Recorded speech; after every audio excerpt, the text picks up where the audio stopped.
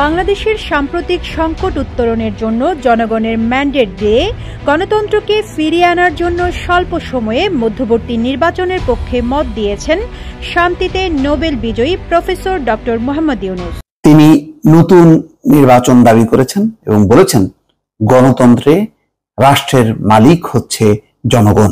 সাম্প্রতিক সময় ডক্টর ইউনূস সরকারের বিরুদ্ধে বেশ কঠোর কথাবার্তাই বলছিলেন এবং সেই কঠোর কথাবার্তা এখন অনেকটা বেড়ে গেছে, বহুগুণ বেড়ে গেছে। এবার ডক্টর ইউনূসকে নিয়ে নতুন করে আলোচনা। ডক্টর ইউনূস কারফিউর সময় তিনি বিশ্ববাসীর কাছে বাংলাদেশের জন্য সাহায্য চাই আবেদন করেছিলেন। তারপরে বিশ্ববাসীর টনক নড়ে, বিশ্ববাসী মন্তব্য শুরু করে। এবার নতুন করে আলোচনা এসেছে ডক্টর ইউনূসকে তাহলে তত্ত্বাবধায়ক সরকার করে কি আবারও বিশ্ববাসী তারা বাংলাদেশের নির্বাচনের ব্যবস্থা করবে কিনা। দর্শক, এই বিষয়ে দুইটি আলোচনা শুনবো। আলোচনা সে বোঝার চেষ্টা করবো ডক্টর ইউনূস আসলে সরকারকে কতটা ধরনের বিপদে ফেলে দিয়েছে।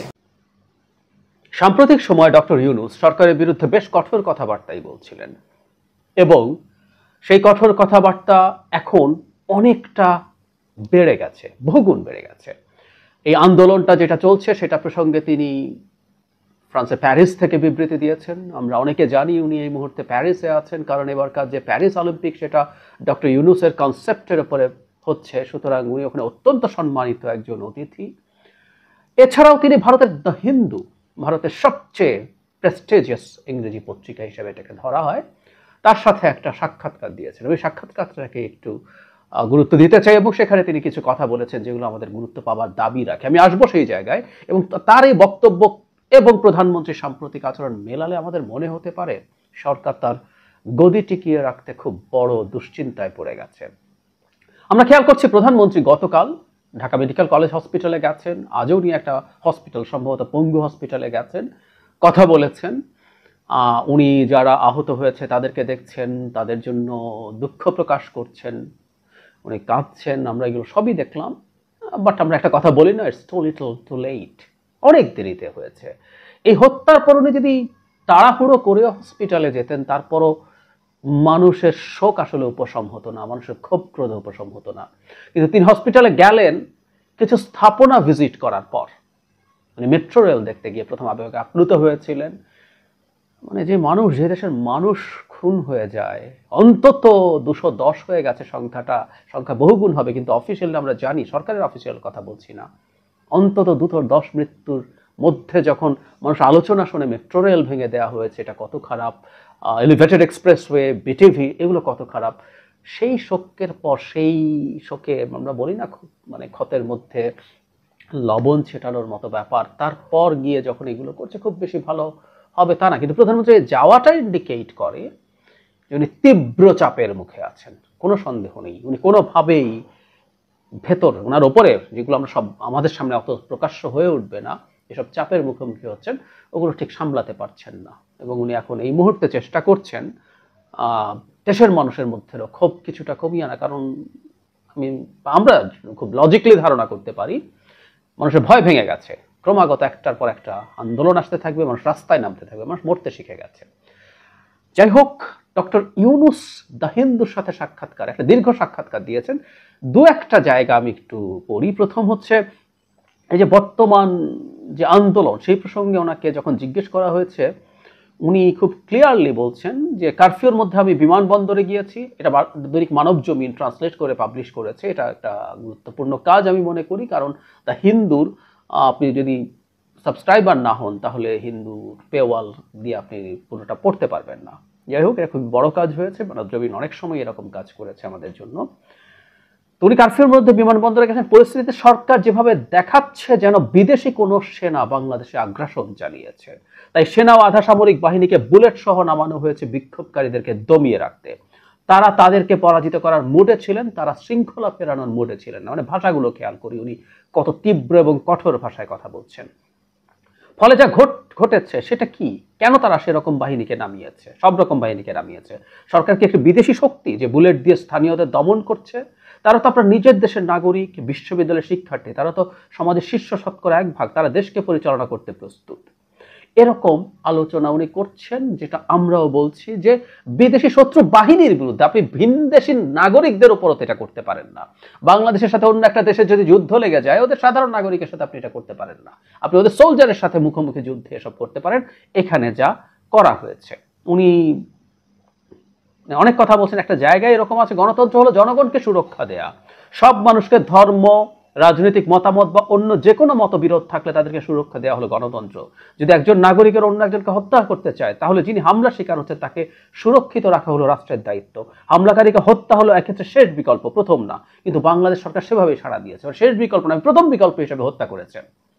আমরা হত্যার অসংখ্য ভিডিও আমাদের সামনে আসতে দেখেছি, কিভাবে অ্যাসল্ট রাইফেল দিয়ে গুলি করা হচ্ছে এবং অন্যান্য গুলি তো করা হয়েছেই, একদম প্রকাশ্যে কোনো উস্কানি ছাড়া, কোনো রকম থ্রেটেন্ড অবস্থায় যাওয়া ছাড়াই, জাস্ট খুন করার জন্য এই বাহিনীগুলোকে নামিয়ে দেওয়া হয়েছিল। উনি যে আন্তর্জাতিক আহ্বান জানিয়েছেন, আমাদের মনে আছে যে এই ঘটনা যখন শুরু হলো তখন ডক্টর ইউনূস একটা আহ্বান জানিয়েছেন। আমাদের দেশে যেহেতু ইন্টারনেট ছিল না, এক্স্যাক্টলি আহ্বানটা আমরা পড়তে পারিনি, কিন্তু টিভি নিউজে দেখেছি পররাষ্ট্রমন্ত্রী সেটাকে কন্ডেম করছেন এবং বলছেন ডক্টর ইউনূসের এই আহ্বান রাষ্ট্রদ্রোহিতার শামিল। রাষ্ট্রদ্রোহিতার শামিল, সরাসরি রাষ্ট্রদ্রোহিতা বলেন নাই, আমি জানি না পররাষ্ট্রমন্ত্রী এতটা লাগাম কিভাবে মুখে রাখলেন। যাই হোক, সেই প্রসঙ্গে তাকে জিজ্ঞেস করা হয়েছিল, তখন ডক্টর ইউনূস জবাব দিচ্ছেন, কোনো আনুষ্ঠানিক সাড়া পেতে আমি চাইনি। ওই আহ্বানের কথা বলছেন, আমি আশা করেছিলাম তারা তাদের অনানুষ্ঠানিক সম্পর্ক এবং চ্যানেল ব্যবহার করে আমাদের নেতাদের বিরত রাখতে পারবেন, গণতন্ত্রের আদর্শ থেকে সরে যাওয়ার গুরুত্ব সম্পর্কে তাদেরকে অবহিত করবেন। বন্ধু প্রতিম অ্যাকশনের দিকে শুধু ফোন দিয়ে হাতে নিয়ে বলতে পারতেন বাংলাদেশে কি ঘটছে, বন্ধুর জন্য বন্ধু যা করে তা হলো পরিস্থিতিকে ঠান্ডা করা, যা জনগণের জীবন রক্ষায় সহায়ক হয়। নেতাদের বন্ধু আছেন, বন্ধু হিসেবে কিছু করা যায়। সংকটের সময় যদি আপনি ভালো পরামর্শ না দেন, আপনি তাহলে কেমন বন্ধু? তার মানে উনি যেটা এক্সপেক্ট করেছিলেন, উনি ইনফ্যাক্ট ওই বিবৃতিতে আমরা পরে দেখেছি উনি আন্তর্জাতিক কমিউনিটির কাছে আহ্বান জানিয়েছে যেন বাংলাদেশে এই নৃশংসতা, এই বর্বরতা, এই হত্যাকাণ্ড বন্ধ হয়। সেটা হয়নি। ভারতের কথা এসছে, ভারত বলছে অভ্যন্তরীণ বিষয়। আমি এই একটা জায়গায় ওনার জবাবটা আরেকটু বোল্ড হওয়া উচিত ছিল, ভারতকেও আসলে কন্ডেম করা উচিত ছিল। ভারত যে সবসময় অভ্যন্তরীণ বিষয় বলে বাংলাদেশের সেই মানে মানে চরম একটা স্বৈরাচারী মাফিয়া সরকারকে ব্ল্যাঙ্ক চেক দেয়, সফট ঢঙে হলেও একটু সমালোচনা করা দরকার ছিল, কিন্তু ডক্টর ইউনূস সেটা করেননি। আমি এই জায়গাগুলোতে আর আগাচ্ছি না। যে জায়গাটা আমার কাছে খুব সিগনিফিক্যান্ট মনে হয়েছে, এটাই আসলে, এবং এটাকেই হেডলাইন করেছে মানব জমিন। সেটা হচ্ছে এরকম, মানে দাবির কথা এসছে, কোর্টের রায়ের কথা এসছে, এগুলো সবই কথা বলা হয়েছে। একটা জায়গায় জিজ্ঞেস করা হচ্ছে, আপনি কি মনে করেন সরকারের পদত্যাগ করা উচিত? ডক্টর ইউনূস বলছেন, গণতান্ত্রিক কাঠামোর অধীনে এমন পরিস্থিতির উদয় হলে নিয়ম অনুযায়ী ব্যবস্থা নিতে হয়, সব সমস্যার সমাধান আছে গণতন্ত্রে। এই বিষয়ে আপনাকে নতুন করে রায় দেবার জন্য আমার কাছে কিছু নেই, ইঙ্গিত করছেন। কিন্তু উনি আরো স্পষ্টভাবে একটা পর্যায়ে বলেছেন, আপনি বলছেন গণতন্ত্র ব্যর্থ হয়েছে, কি এমন আছে আপনি মনে করেন তাই এই অবস্থা থেকে বাংলাদেশকে ফিরিয়ে আনতে, গণতন্ত্রে আনতে পারে? উনি বলছেন, জনগণের ম্যান্ডেট নিন অবাধ এবং সুষ্ঠুভাবে। এটাই জনগণের নির্দেশনায় গণতন্ত্রের সমস্যার প্রতিকার সম্ভব, কারণ রাষ্ট্রের মালিক জনগণ, সরকারে থাকা কিছু মানুষের জন্য নয়। আপনি কি আরেকটি নির্বাচনের কথা বলছেন? তাকে যখন জিজ্ঞেস করা হলো, উনি খুব বোল্ডলি বলছেন, অবশ্যই সব রাজনৈতিক সমস্যার সমাধান হলো নির্বাচন। যখন কোনো বিষয় কাজ করে না, তখন আপনাকে জনগণের কাছে যেতে হয় তাদের নির্দেশনা পেতে। আদতে তারাই দেশের মালিক, নিশ্চিত করতে হবে যে সেই নির্বাচন একজন জাদুকরের নির্বাচনের না হয়ে হবে একটি খাঁটি নির্বাচন। খাঁটি নির্বাচন, এবং উনি আগেও একটা কথা বলে দিয়েছেন, অবাধে এবং সুষ্ঠুভাবে। তার মানে মোদ্দা কথাটা হচ্ছে, আওয়ামী এই অপশক্তির অধীনে কোনো নির্বাচনকে ডক্টর ইউনূস ইন্ডিকেট করেননি, এবং উনি মনে করছেন আরেকটা নির্বাচনই হলো বাংলাদেশের সমাধান, এবং সরকারের পদত্যাগ করা উচিত। পদত্যাগ করে আমাদের যে ধরনের একটা মডেলের কথা আমরা বলেছি, যে মডেল আমাদের দেশেই আবিষ্কৃত হয়েছিল, সেরকম একটা মডেলে নির্বাচনই বাংলাদেশকে ঠিক জায়গায় দিতে পারে। একদম এটাই হচ্ছে বটম লাইন। বাংলাদেশের আর কোনো রকম কোনো সেরে ওঠার, সুস্থ হয়ে ওঠার সম্ভাবনা নাই। এখন ডক্টর ইউনূসের এই ব্যাপারটাকে আমি একটু ভিন্নভাবে দেখতে চাই। সেটা হলো, উনি এখন প্যারিসে আছেন, প্যারিসে প্রচুর বিশ্ব নেতা গেছেন, বিভিন্ন লেভেলের লোকজন গেছেন, ওনার এখানে যোগাযোগ করার খুব গুরুত্বপূর্ণ স্কোপ আছে, এবং আমি ধারণা করি বাংলাদেশ একটা গুরুত্বপূর্ণ এজেন্ডা ওখানে। এবং শুধু সেটা না, উনি যখন বাংলাদেশের একটা নির্বাচন নিয়ে আলাপ সামনে আনছেন, তখন আমরা খুব স্পষ্টভাবে ধারণা করতে পারি, যৌক্তিকভাবে, আমি জাস্ট এটা একটা স্পেকুলেশন, যে ডক্টর ইউনূস এই ধরনের কোনো বিষয় সম্পর্কে কি জানতে পেরেছেন? এই প্রশ্ন আমি করতে চাই, কারণ ওনার মতো কানেক্টেড মানুষ খুব বেশি নাই। আমরা খেয়াল করব, ভারত এই সরকারকে ব্ল্যাঙ্ক চেক দিয়ে দীর্ঘদিন টিকিয়ে রেখেছে। এই নির্বাচনের আগেও সরকারের পতন হয়ে যেতে পারত শুধু ভারত যদি আমেরিকাকে নিউট্রালাইজ না করত। এখন এই সাম্প্রতিক ঘটনার পর ভারতের পক্ষে এই সরকারের পুরোপুরি পক্ষে দাঁড়ানো, তাকে পুরো ব্ল্যাঙ্ক চেক দেয়া may not be that easy. ফলে পশ্চিমারা, বিশেষ করে আমেরিকা যদি কিছু করতে চায়, সেই কাজ করাটা আমেরিকার জন্য এখন ইজিয়ার হওয়ার কথা। এবং ডক্টর ইউনূস যখন একটা নির্বাচনের আলাপ সামনে আনছেন, এটাকে আমি ইঙ্গিতবহ বলে মনে করি। এটা মানে যদি বাংলাদেশের মাটিতে এই আলাপ আনতে হয়, ডক্টর ইউনূসের চাইতে মানে মোক্ষম মানুষ, যোগ্য মানুষ, উপযোগী মানুষ আর কে আছে? সুতরাং আমি ওনার এই বক্তব্যটাকে জাস্ট উনি রিসেন্টলি অপ্রেসড হয়েছেন, অত্যাচারের শিকার হয়েছেন, অন্যায়ের শিকার হয়েছেন, সে কারণেই বলছেন, সেভাবে বলছি না। উনি বাংলাদেশের বিচার বিভাগ বা বিচার ব্যবস্থা নিয়েও উনি এই ইন্টারভিউতে কথা বলেছেন, কারণ তাকে সেটা জিজ্ঞেস করা হয়েছিল। কিন্তু আমি মনে করি এই নতুন নির্বাচন চাওয়াটা ডক্টর ইউনূসের কাছে কোনো রকম যোগাযোগ, কোনো রকম কোনো তথ্য পাওয়ার লক্ষণ হতে পারে। এবং একই সাথে আমি শুরুতে যেটা বলেছি, প্রধানমন্ত্রী মানে হন্তদন্ত হয়ে হসপিটালে দৌড়ে বেড়াচ্ছেন, উনি সান্ত্বনা দিচ্ছেন, উনি যারা ক্ষতিগ্রস্ত হয়েছেন তাদের প্রতি সহমর্মিতা, যেটা বহুদিন পর, এই এত মৃত্যুর পর এসে প্রকাশ করলেন। এর আগ পর্যন্ত ওনার সহমর্মিতা ছিল উন্নয়নের প্রতি, স্ট্রাকচারের প্রতি, সেই জায়গা থেকে সরে এসছেন। এটা উনি হঠাৎ করে ফিল করেছেন তা না, ইনফ্যাক্ট উনি ফিল করেছেন ওনার প্রয়োজনে এটা হয়েছে, না হলে তো উনি ওটাই প্রথম করতেন যদি উনি ফিল করতেন। এবং ক্ষতিপূরণের কথা এসছে, যারা আহত হয়েছে তাদের চিকিৎসার কথা এসছে, তাদের জন্য পেশাগত ব্যবস্থা করা, তাদের উপার্জনের ব্যবস্থা করার কথা হচ্ছে। সবকিছু মিলে আমরা বলতে পারি যে সরকারের উপরে তীব্র নির্বাচন বা ক্ষমতা থেকে সরে যাওয়ার চাপ সম্ভবত আছে। আসসালামু আলাইকুম। এবার সরাসরি রাজনৈতিক বক্তব্য রাখলেন ডক্টর প্রফেসর ইউনূস। তিনি নতুন নির্বাচন দাবি করেছেন এবং বলেছেন গণতন্ত্রে রাষ্ট্রের মালিক হচ্ছে জনগণ। দর্শক, ভারতীয় একটি গণমাধ্যমে লম্বা একটি সাক্ষাৎকার দিয়েছেন। এই সাক্ষাৎকারে তিনি খুবই সাহসের সঙ্গে নতুন নির্বাচনের দাবি করলেন। দর্শক, আমার ধারণা যে কোনো বিরোধী দল এখন পর্যন্ত নতুন নির্বাচনের দাবি করার সাহস পায়নি বা দাবি করার মতন পরিবেশ তৈরি হয়নি, ফলে দাবিও করেনি। কিন্তু ডক্টর মোহাম্মদ ইউনূস দেশের উদ্ভূত সমস্যা এবং পরিস্থিতি বিবেচনা করে তিনি এই দাবিটি করলেন। বললেন যে নতুন নির্বাচনের মধ্য দিয়ে উদ্ভূত যে সংকট, সেই সংকটের সমাধান সম্ভব। মানবজমিনে এই রিপোর্টটি, সেখানে বলা হচ্ছে বাংলাদেশে উদ্ভূত সমস্যা সমাধানে একটি নতুন নির্বাচন দাবি করেছেন শান্তিতে নোবেল পুরস্কার বিজয়ী বাংলাদেশ প্রফেসর ডক্টর মোহাম্মদ ইউনূস। বলেছেন গণতন্ত্রের সব সমস্যার সমাধান দিতে পারে একটি প্রকৃত, অবাধ ও সুষ্ঠু নির্বাচন। এটা সত্য।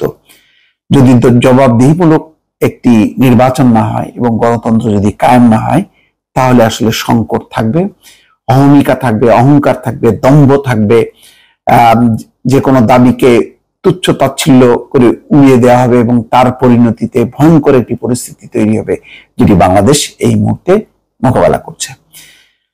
একই সঙ্গে তিনি বলেন কোটা আন্দোলনকারীরা কাউকে হত্যা করতে যাননি, নিরাপরাধ শিক্ষার্থীদের উপর গুলি চালানো হয়েছে। এই জন্য তিনি পরিস্থিতি সামাল দেওয়ার জন্য বিদেশিদের কাছে সহায়তার আহ্বান জানিয়েছেন। জানেন তিনি যে রাষ্ট্র সরকারের কাছে বলে লাভ নেই, তারা যে কোনো পরিস্থিতিতেই, এমনকি কোটা আন্দোলন যখন শান্তিপূর্ণ ছিল তখনও তারা বলছিল যে এই আন্দোলন, এমনকি শিক্ষকদের আন্দোলনেও তারা জামাত বিএনপির ভূত দেখছেন। আর ওয়াহিদুল কাদের তো বলেই ফেললেন যে তারেক রহমান লন্ডন থেকে নাকি এই ছাত্র আন্দোলন পরিচালনা করছেন। তারেক রহমানের নেতৃত্বে যদি এত বড় ছাত্র আন্দোলন হয়, তাহলে তো আসলে সরকারের ক্ষমতায় না থাকাই ভালো। যাই হোক, আচ্ছা, তিনি বলছেন যে এই মুহূর্তে সরকারের এমন কোনো বিশ্বাসযোগ্যতা নাই। তিনি বলছেন এর অর্থ এই নয় যে বিদেশিরা অনানুষ্ঠানিকভাবে বন্ধুত্বের হাত বাড়িয়ে দিয়ে সমস্যার সমাধানে সহায়তা করবেন। বাংলাদেশে হত্যাকাণ্ড বন্ধে তিনি বিদেশিদের প্রতি আহ্বান জানান। তিনি বলেন আজ বাংলাদেশে যা ঘটছে এমনও হতে পারে ভারতেও তা ঘটতে পারে। যদি আপনি এখন কথা না বলেন, তাহলে এই দিনকে আপনি ভারত, নেপাল, পাকিস্তান বা সার্কভুক্ত অন্য দেশগুলোর খুব কাছে নিয়ে যাচ্ছেন।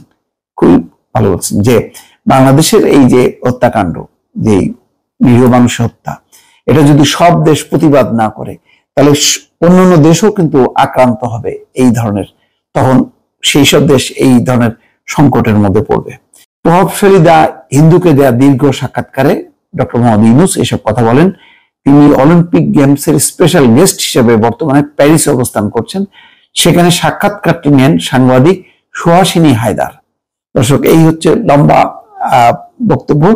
তার সংক্ষেপে যদি বলা হয়, তিনি যেটি বলছেন, প্রথম প্রশ্ন যে উত্তরে তিনি বলছেন, কারফিউর মধ্যে আমি বিমানবন্দরে গিয়েছি, পরিস্থিতিকে সরকার এমন ভাবে দেখাচ্ছে যেন বিদেশি কোনো সেনা বাংলাদেশে আগ্রাসন চালিয়েছে, তাই সেনা ও আধা সামরিক বাহিনীকে বুলেট সহ নামানো হয়েছে বিক্ষোভকারীদের দমিয়ে রাখতে। তাদেরকে অর্থাৎ ছাত্র পরাজিত করার মুডে ছিলেন, তারা শৃঙ্খলা ফেরানোর মুডে ছিলেন না। ফলে যা ঘটেছে সেটা কি, কেন তারা এরকম বাহিনীকে নামিয়েছে? সরকার কি একটি বিদেশি শক্তি যে বুলেট দিয়ে স্থানীয়দের দমন করছে? তারা তো আপনার দেশের, আপনার নিজের দেশের নাগরিক, বিশ্ববিদ্যালয়ের শিক্ষার্থী, তারা তো সমাজের শীর্ষ শতকরা 1%। তারা দেশকে পরিচালনা করতে প্রস্তুত। তারা যেন অন্য দেশের শক্তি হিসেবে বাংলাদেশে আগ্রাসন চালাচ্ছে, তাই তাদেরকে আপনি হত্যা করছেন, দেখামাত্র গুলি করা হচ্ছে। সুতরাং এটাই হলো পরিস্থিতি যা বাংলাদেশে উদ্ভব হয়েছে। তিনি বলছেন যে আমি বিশ্ব নেতাদের প্রতি অনুরোধ করেছি এটা দেখতে, যাতে এই হত্যাকাণ্ড বন্ধ করা যায়। এই দৃশ্য আমি আর দেখতে পারছিলাম না। আসলে সত্যি কথা এটা। গত কয়েকদিন ধরে যে ধরনের ভিডিও, যে ধরনের চিত্রগুলো আমরা দেখলাম, এটা আসলে সহ্য করার না। অথচ যারা গুলি করলো একেবারে প্রকাশ্যে, যাদের চেহারা, ছবি, ভিডিও আছে, স্টিল ফুটেজ আছে, তারা কিন্তু আইনের আওতায় আসলো না। আইনের আওতায় আসছে এখন জামাত বিএনপির সর্বস্তরের নেতাকর্মী। বেপরোয়া ভাবে ধরপাকড় চলছে। সুতরাং ডক্টর ইউনূসের এই নতুন দাবি, নতুন নির্বাচনের দাবি নিঃসন্দেহে রাজনীতি এবং কূটনীতিতে একটি নতুন আলোচনার জন্ম দেবে। ভালো থাকবেন। আল্লাহ হাফেজ। দর্শক, আলোচনা শুনেছেন। ডক্টর ইউনূসের আহ্বান অবশ্যই সাড়া দেবে, কারণ তিনি একজন আন্তর্জাতিক লয়ার, সারা বিশ্বে তার পরিচিতি রয়েছে। যখন এরকম একজন ব্যক্তি তার দেশের জন্য অন্য একটা দেশের কাছে সাহায্য চাইবে, তখন মানুষ কিন্তু সেগুলো বিশ্বাস করবে, বিশ্ববাসীও বিশ্বাস করবে। আর এজন্যই সরকার পড়তে পারে ভয়ঙ্কর ধরনের বিপদে। যাই হোক, আলোচনা শুনেছেন। আলোচনা শুনে কেমন লেগেছে অবশ্যই মন্তব্য করবেন।